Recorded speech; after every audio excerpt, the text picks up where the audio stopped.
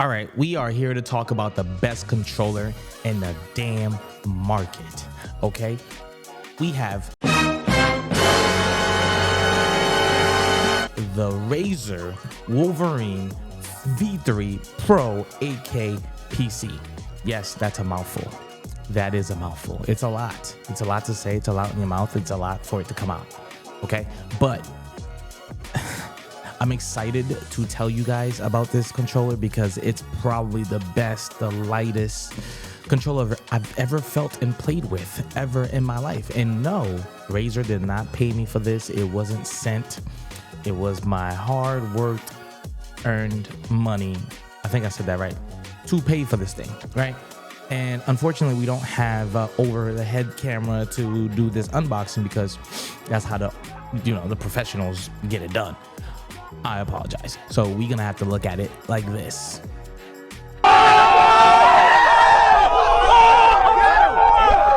Okay, so let me just give you guys a little detail about this controller. It's a 8K hyper polling.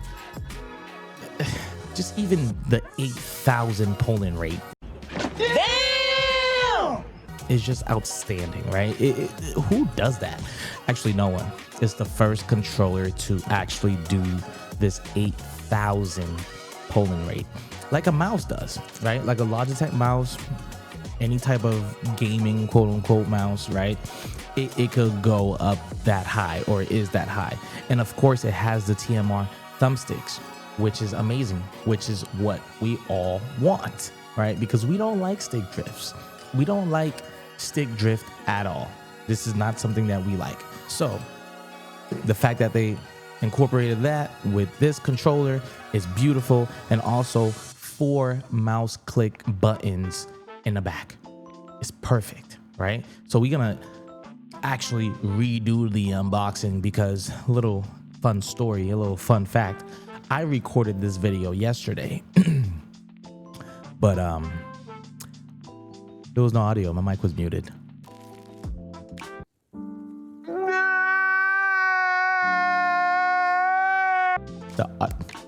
My mic was muted the whole time. I did the whole video in one shot. The mic was muted this whole time. So now we have to do this video again. This is the second time. Technically, I already unboxed this controller the first time, right? And played with it, right? So the good thing about that is we have some Call of Duty footage with me playing with this controller. That's the good thing about it. But besides that, I am excited to unbox this controller with you guys, re-unbox this controller with you guys, and show you exactly what's going on in the packaging. Really, we love that. So in the back of the Razer, right? So it's Razer's lightest wireless esports controller, right? Razer tactical PBT action buttons and an 8-way floating D-pad, which I got to use the first time. It's incredible. And a pro level customization.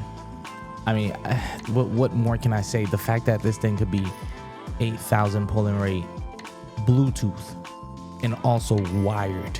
It's insane, right? Just those numbers alone, it's just crazy. I think that's all it says in the back. Technology, Razer, AK. Okay, we know that. Okay, boom.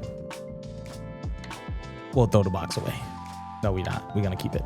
So inside of the box, we are going to receive one of these, okay? When you open it up, you are going to receive extra sticks, right? This one right here is the dome right here, and then this one is the little indent you can play around with, you know what I'm saying? And then it's like inside, right? What? Bro, what are you talking about, man? So you get 2 extra. I already took the long one out and put it on the controller because I like the long ones. Is that a pause? Anyways, I like the long ones, and the ones that are not domed, I like the inside with the long ones. Anyways, that sounds weird.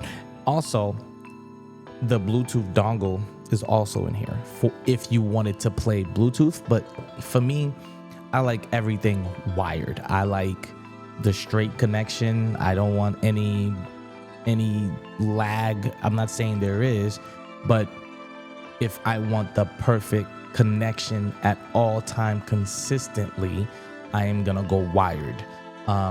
It's more consistent for me, and I think it's more consistent for gaming in general, because if you have anything Bluetooth, something can happen, right? I don't know what, but a little lag here and there, once in a while, something can happen. And I'm not willing to find out what that is. You know how they say fuck around and find out? I'm not trying to fuck around and find out.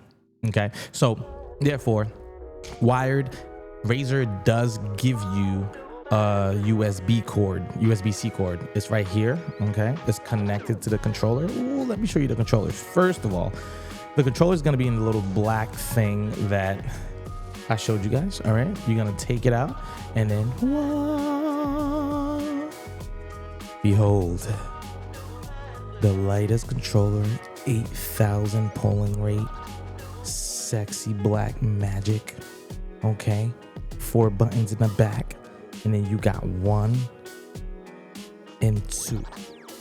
Oh my god.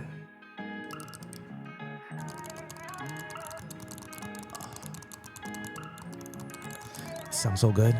But yes, this right here is incredible. And I'm not gonna lie to you guys. I have multiple controllers. I have a FPS SCUF controller, FPS Pro SCUF controller. I have the Vader 4 Pro. I have the Edge, the Sony Edge. What else do I have? I have a bunch of other controllers, but let me show you guys something. 5 minutes later. We're back. So what I was trying to show you guys is look at the comparison between the Razer, the back, and the positioning of the back buttons. And here I have the Vader 4 Pro, right? This is the Vader 4 Pro. We're not here to talk about that, but look at the difference in the back, right? The positioning of the back buttons.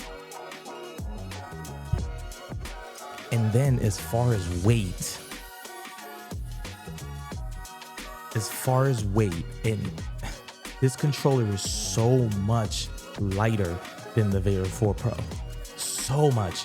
And the reason for that is they took out the rumble, right? So there's no rumble for this controller.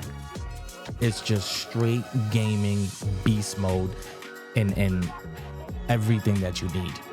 The unnecessary, rumble, this and that, they took all that shit out.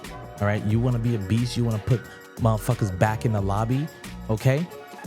Remove the rumble. And who plays video games, shooter games, with vibration on? If you play a shooter game with vibration on, leave that in the comment so I can have a conversation with you. Okay, leave it in the comment. Like, yeah, please, I have vibration on while I play the game. Who wants something vibrating in their hand while they play video games? Tell me. You should get spanked. And I won't do it, but you should. Okay? But no, seriously, vibration, that's the first thing I turn off when I get a new controller if it has the rumble inside of it. Okay? So here's the reflex, right? Here's the reflex, the back buttons, the positioning of the back button. And to be honest with you, I like the Razer back buttons better. The way it feels more durable. And this is a $300 controller, and this is a $200 controller. It's a $199 in the US, okay? And it is literally the lightest freaking controller I've ever held. I have more controllers, but I just don't want to whip them out. You know what I mean? So it's just, I'm amazed. Razer did a wonderful job by dropping this thing, and I'm very happy that they didn't drop it with Xbox, really, because I feel like it was holding its potential to unleash the power, which they did, and it's so much better. The back buttons, I can't get enough of it. And also, you have trigger stops, right? really short, really long, right? We don't like the long ones in this scenario.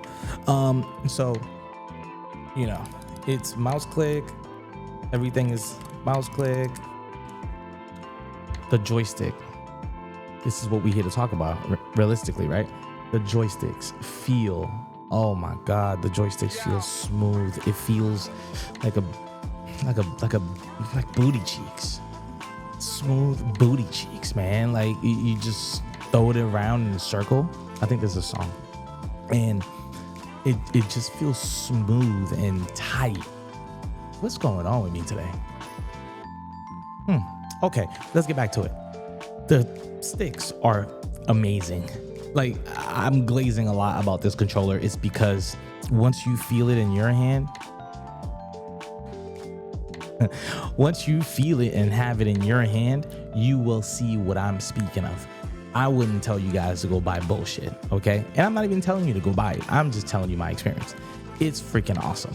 I'm excited. I was excited yesterday when I unboxed it and played with it, and it was just, I was excited. Now, if you're not used to this type of back button layout, you're gonna have some issues like I did.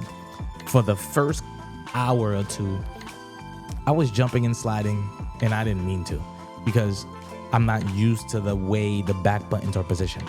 So that is the only thing you will have to get used to if you do purchase this controller. It's gonna take a day. Okay, it's gonna take a day, and it's okay. We here to learn, right? It's gonna take a day. So the D-pad, remember I was telling you guys, it's a 8-way D-pad. I'm gonna show you guys exactly what they mean by that.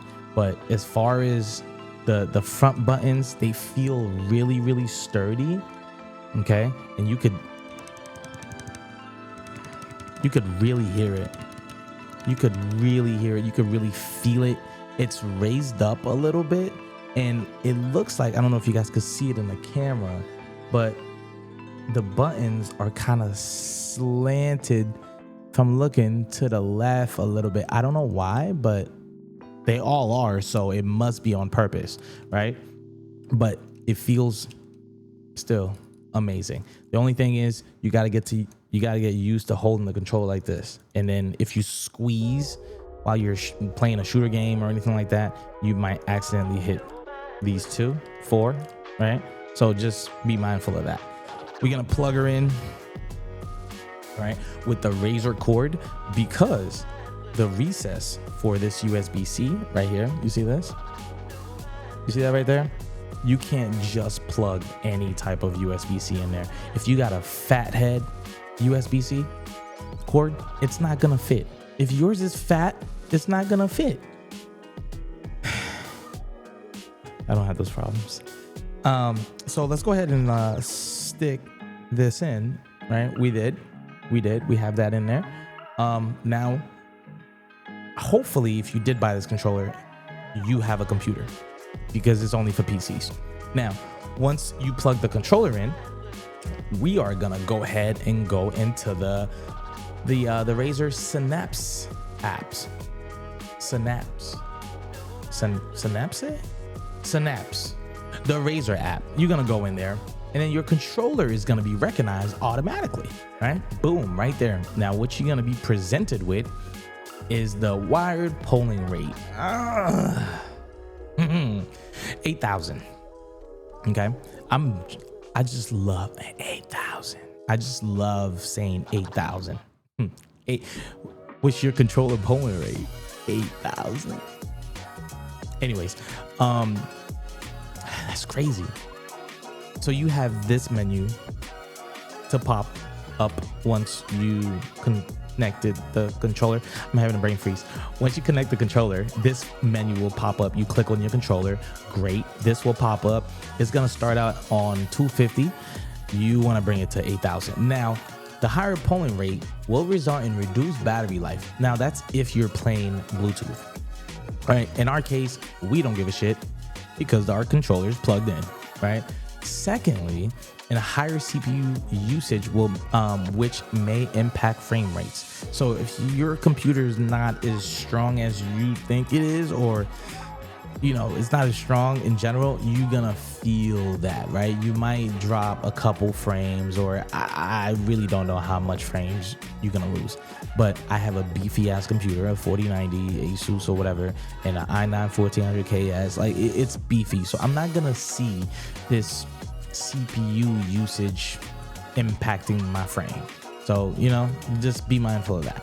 So with the buttons, everything is mappable, remappable, which is great. You also have 4 profiles, right? So I play COD, I play Madden, I play 2K, and I'm gonna play Battlefield 6, right? So it's going to have different controller input, output, right? So X might do something else in Call of Duty than it does in BF6 or even 2K, obviously, right? So I'm gonna have different profiles. That's if I play Madden or 2K with this type of controller. I'm probably gonna play with a PS5 controller regular, because there's nothing special about Madden or 2K that I need quick input or anything like that. A regular PS5 controller will do the work, right? So I mean, you could do whatever you want in this app. There is some feedback on the app. I wish there was more, because the Vader 4 Pro with the FlyDG app, you can do a lot more with that app than you can with this app. But you know what? The controller does its job. This unlocks whatever I needed to unlock. I'm okay. I'm not that mad at it. So the M1 button, you can map that to either controller button or a keyboard function, like, or a keyboard bind, right? Which is dope. So for me, that works really, really well, and I'll explain why. So with my back buttons, right? M3 is to reload in Call of Duty, right? I don't play mouse and keyboard at the moment on Call of Duty, but if you know anything about Call of Duty, when you hit the reload button, there's a slight delay. Or even when you are trying to plate up in Rebirth or Warzone, there is a slight delay that comes into play, right? Because that one X button is doing 2 things. It's doing the interact and is doing the reloading. So either you hold to reload or you tap to interact, right? So therefore, it is, however you want to put it, there's a slight input. So for me, what I do is, for me to be more accurate and more precise, if I'm gonna reload, it reloads instantly with the keyboard keybind. It's a mouthful too. Keyboard keybind. So for the reload, instead of doing X, I did R. Right? So automatically, boom, that's reload.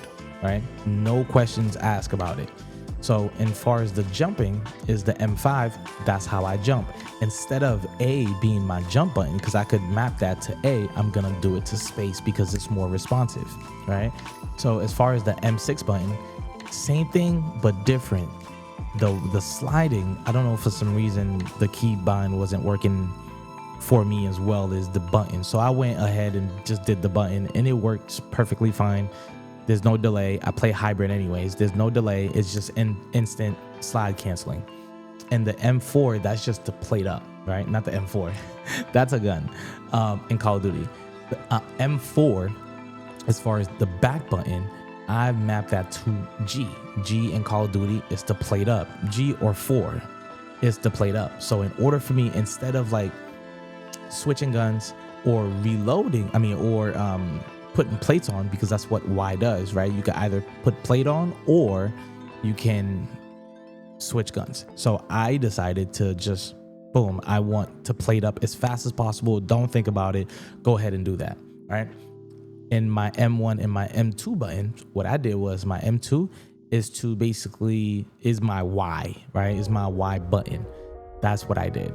That's the switch from my primary to my secondary. So I could just hit the top, boom, I switched to my secondary and then keep shooting.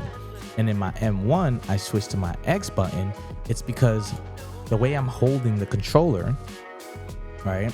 If I want to open a box, I could just hit this button right here. I could just hit this button to open a box, right? easy. And then this button is to switch my gun. Because my hand is already on here, I don't have to move my thumb from the joystick to put it on Y, to put it on X. That's the whole point of having this type of controller. So that way your hand doesn't move from the controller to put it on the buttons on the face of the controller. This is the whole point of it. Anyways, I digress. The D-pad direction, 8-way D-pad. What they mean by that is, even though you're pushing down, right? Even though you're pushing down right here, right? It's easy for me to push the left or the right, right? I don't have to directly hit right or hit left or bottom or top, because I could just kind of move a little bit, right? So the middle is essentially hitting both of them at the same time, right? And at first it was kind of confusing, but I got used to it and I like it, right? This is something you will have to get used to, all of it. But if you don't want the 8-way, you could go to your 4-way directional D-pad, right? Like all the regular controllers have. Nothing wrong with that. And now next we're gonna move into the thumbstick. For me, like I said, I played this yesterday. I was playing with this controller yesterday, so I had to go through a lot of testing, a lot of trial and error, you would say, right? So I went through that for you guys, so you wouldn't have to go through it. Now, I played Call of Duty mostly, right? So that's my primary game. That's what I be on. So for me, my dead zones, I dropped down to completely 0 with this controller. That's because Call of Duty has its own setting for dead zones, and most games nowadays have their own settings for dead zone. I don't want this app putting basically extra dead zone on the controller while the game is also adding dead zone to the controller. It's just too much, right? So what I did was I dropped that down to completely 0, right? And it's also going to tell you 0 dead zone is an advanced setting intended for pro players. Me, it can cause unintended inputs even when the thumbstick are at rest. So be careful with that, right? If you don't like the way it feels and it's really, really sensitive, you could bump it to about 3%, 5%, 7%, all the way up. I don't give a shit, right? For me, it's gonna be 0%. It feels better. It feels more responsive. That 8,000 pulling rate is fucking putting in work, baby. So that's why I have it on 0. For the circularity mode, I'll just explain this really, really quick. For the circularity mode, here is what that means. When you take the right joystick, right? Look at the screen, guys. When you take the right joystick, you see how, it's going around the circle, round and round, right? What that means, essentially, if you leave it on standard, it's gonna go outside the perimeter of the circle, right? It's not gonna be 100% in the circle. It's not gonna be perfect. It's gonna go outside, square out of the circle to push that perimeter, right? But if you put it on circular, it's gonna just be inside of that circular circle that we're looking at right here. That's where it's gonna be at. It's gonna be 100% at that perimeter. It's not gonna go outside of it. It's not gonna go, it's just gonna be perfectly circular, right? And that's easy, and that's the best way I could explain it. The next thing is prevent double dead zones. The way I'm reading this, the way this felt for me yesterday, I played with it on and I played with it off.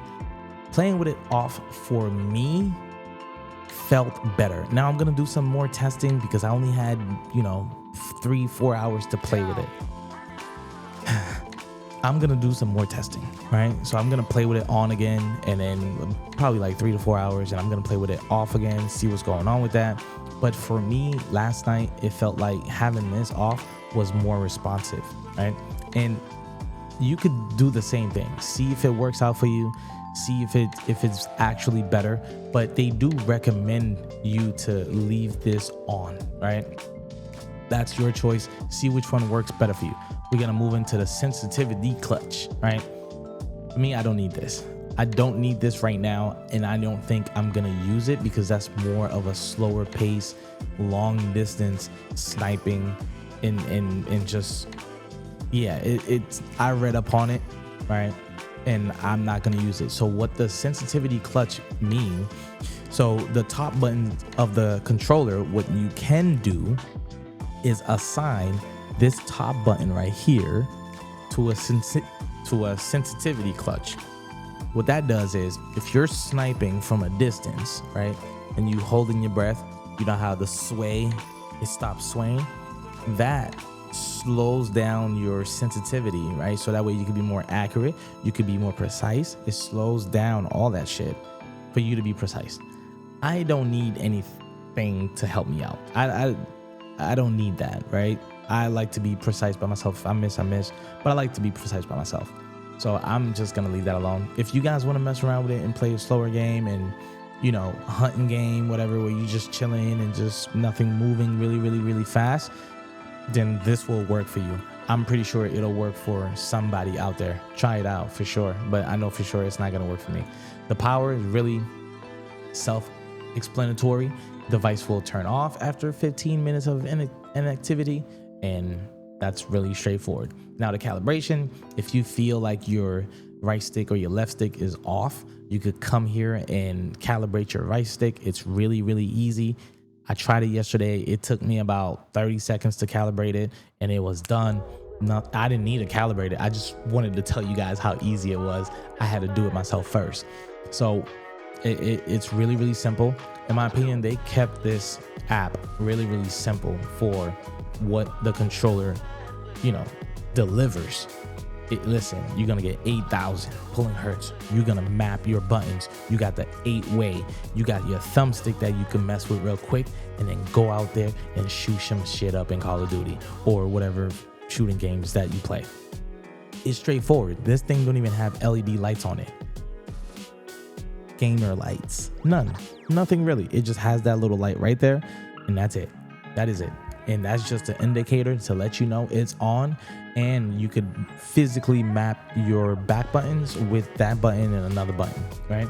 So, and what's cool about this too, you could even remap the share button if you wanted to anything that you wanted. It's freaking incredible, right? I love it. I love this controller so far, and I'm gonna show you guys a little footage of me playing. And you're gonna enjoy it. You're gonna hit that like button. You're gonna subscribe to the channel. We do appreciate you guys. And you know, say something nice, or you know what, fuck it, say something mean like, yo, step your game up. But I do appreciate you guys. Thank you for watching the video. I will see you guys later. Also, wait. If you have any questions, if you need anything in depth for this controller, if you need to know more, just type something that you need to know, the thing that you need to know, just type it in there, and then I'll comment or make a new video about it. But I got to go deeper into this controller and having it longer. But anyways, thank you for watching this video. Once again, good day.